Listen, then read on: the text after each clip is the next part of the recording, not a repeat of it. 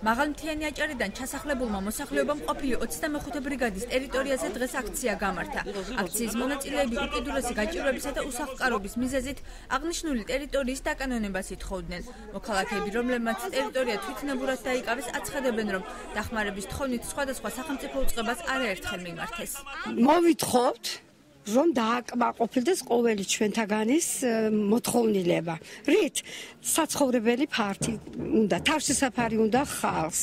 ვიღაცა თუ შემოსულია და ინვესტორს და ამდენი საქართველოს და აჭარის ტერიტორია თუ მისყიდეს და გაყიდეს და ფულებით იგიქნეს რა აჭარაში ხალხი იხჩობა 5 მეტრო თოვლში უსახკარო ეროზირებაში მომხდელი გაჭირვებული დედები ინვალიდი ადამიანები ჩვენ რამე არ გვეკუთვნის აჭარაში დაბადებულ ხალხს ვართ სოციალურად გაჭირვებულები ეკოემიგრანტები უსახკაროები რომელიც არიან მრავალშვილიანი ოჯახები და ეს საჭიროებაც ცალკე გამოყოფა არიან ასევე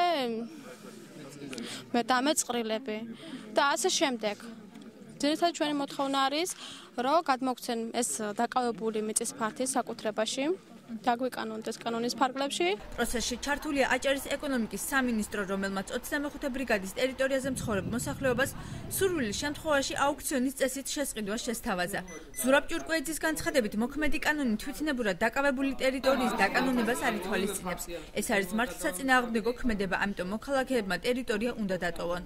თვითნებურად დაკავების ფაქტი არის მართლსაწინააღმდეგო ქმედება და სამინისტრო გაატარებს შესაბამის ღონისძიებებს, რაც შეეხება მოთხოვნას, რომ შეიძინონ ობიექტი აუქციონზე, ზოგადად სამინისტრო ახორციელებს უძრავი ქონების პრივატიზებას ელექტრონული აუქციონის ფორმით და ნებისმიერი დაინტერესებული პირი, რომელიც სურვილს გამოთქვამს შეიძინოს აჭარის ავტონომიური რესპუბლიკის საკუთრებაში არსებული ქონება, მიმართავს სამინისტროს განცხადებით და სამინისტრო იხილავს მისი აუქციონის გამოტანის თაობას.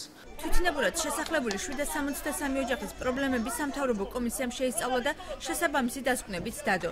342 ოჯახი სოციალურად დაუცველის კატეგორიაში ვერ მოხვდა. ამ ეტაპზე ყოფილი 25 ბრიგადის ტერიტორიაზე თვითნებურად შესახლებული 550 ოჯახი ცხოვრობს, რომლებმაც ტერიტორია 5 მარტამდე უნდა დატოვონ.